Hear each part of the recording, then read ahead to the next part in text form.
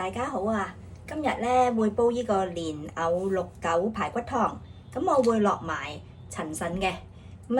因為屋企嘅班主咧中意食嘅，所以我就唔落嗰個叫做章魚，就用陳腎代替。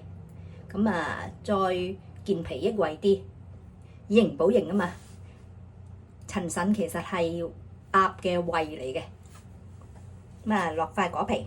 因為阿媽整嘅果皮浸去，大豆又浸去，呢嚿陳腎都浸去。大工程啊，慢慢洗咗嚿蓮藕先。先咧呢個豬肉同埋排骨就出水先。點解會有嚿豬腩肉嘅咧？其實嚿豬肉咧，我諗住過嚟醃鹹豬肉嘅，順便揼埋落煲湯度出埋味咯，嗬。我不嬲都係咁做嘅，你哋會唔會啊？買蓮藕咧就要揀啲好嘅鋪頭喎，因為其實我真係唔識揀。我當多人買嘅，你就幫襯啦。先就揀啲有泥嘅，記住洗咗啲泥先，洗乾淨咗啲泥先至切。呢啲個頭咧洗唔乾淨噶啦，唔好要啦。洗完之後，你揀咧要揀頭尾都有裂嘅，咁樣咧個啲裂咧。斬咗佢咧，之後咧裏邊就比較乾淨啦，比較嘅咋，未必係。有陣時我都會見到會黑嘅，跟住就刨啦。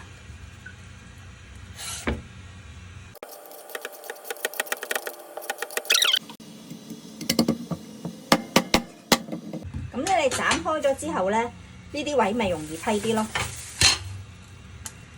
再刨翻佢咯，係咪啊？如果唔係咧，你刨極都刨唔到嗰個凹咗入去嗰個位啊！佢呢個咧裏邊真係幾乾淨下嘅，不過都係要洗。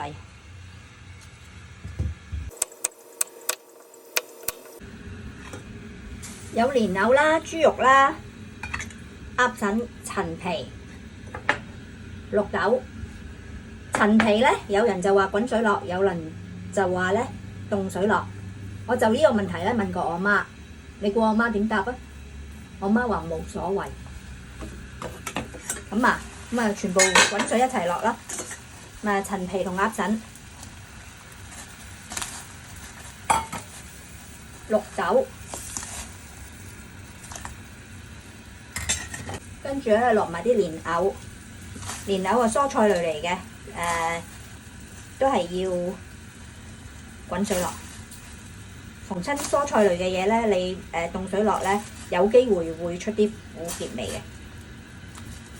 你睇下，切漏咗一嚿喎，切埋佢先。等埋啲豬肉，嚿豬肉咧，等間我滾半個鐘咧，我會撈翻起上嚟嘅，過嚟食嘅。排骨就同啲湯水一齊煲夠2個鐘。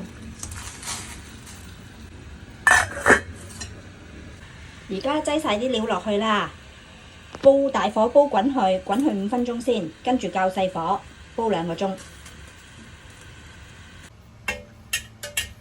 試咗味啦，好正，好濃郁，唔好落咁多鹽啊！可以落得少啲就少啲啦。同埋咧，真係章魚好食啲，好味過陳腎啊！